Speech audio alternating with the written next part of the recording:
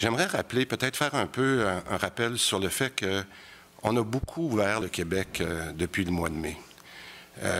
Contrairement à beaucoup d'États en Amérique du Nord, on a ouvert des écoles primaires au printemps, puis ça s'est bien passé. On a ouvert l'économie dans presque tous les secteurs. Et je dirais que les Québécois se sont promenés d'une région à l'autre pendant les vacances. Rappelez-vous des inquiétudes qu'on avait là, lorsqu'il y avait les congés de la construction. On a aussi recommencé à aller dans les commerces, les restaurants, les campings.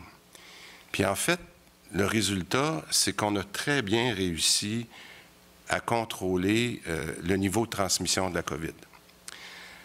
Par exemple, dans la dernière semaine, sur une moyenne de 7 jours, on a moins de 80 cas positifs par jour. La moyenne sur 7 jours. C'est la deuxième semaine d'affilée qu'on est en bas de 100 jours en termes de moyenne.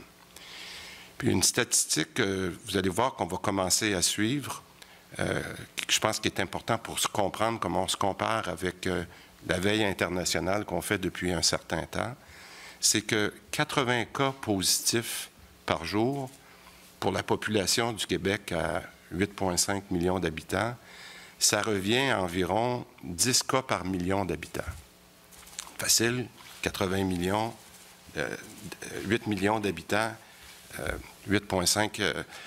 Alors, je pense que le ratio de 10 cas par million d'habitants, ça place le Québec parmi les endroits où la pandémie est actuellement, et je le répète, actuellement, la mieux contrôlée dans le monde.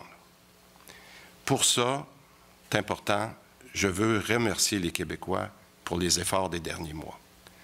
Mais on n'a pas réussi ça par magie. Et c'est pour ça, des fois, quand les gens se demandent, j'ai lu plusieurs articles au cours des dernières semaines, particulièrement des derniers jours, mais pourquoi on fait tout ça? Expliquer à la population pourquoi on fait tout ça. Bien, en fait, je le répète, on a réussi parce que la vaste majorité des Québécois les respectent. Puis on les connaît, les consignes. On connaît le port du masque, on connaît la distanciation physique. On l'a assez dit, le docteur Arruda l'a dit, les maximums de 10 personnes dans les résidences privées, les lavages des mains. Mais j'aimerais aussi en remercier toutes les équipes de santé publique, mais aussi les gens dans le réseau. On fait beaucoup de tests en ce moment, puis on respecte, même on dépasse nos objectifs. Vous allez voir sur le graphique tout à l'heure à laquelle je vais faire référence, nos équipes de santé publique particulièrement, font les enquêtes rapidement pour étouffer les éclosions. Je rappelle qu'au printemps, on s'était donné comme objectif d'aplanir la courbe. Je revois encore le docteur Arruda avec son exemple. On a réussi à l'aplatir. Maintenant, on a comme objectif, et là je rentre dans le pourquoi, il faut la garder aplatie. Pourquoi? Parce que pour nous, une courbe aplatie, c'est à peu près 20 millions de cas, 20 cas par million d'habitants. Je le répète, on est en ce moment à 10 cas par million d'habitants, puis on ne veut pas aller au-dessus de 20. Alors, ce qui veut dire qu'aujourd'hui, si on est à 80 cas, bien, il ne faudrait pas aller trop loin lorsqu'on se rapproche de 160. Il y a 2 semaines exactement ici, je vous ai parlé qu'on avait une journée à 180 cas. Ça commençait à nous inquiéter parce que il y a des gens qui m'ont demandé est-ce qu'on est en train de voir une tendance?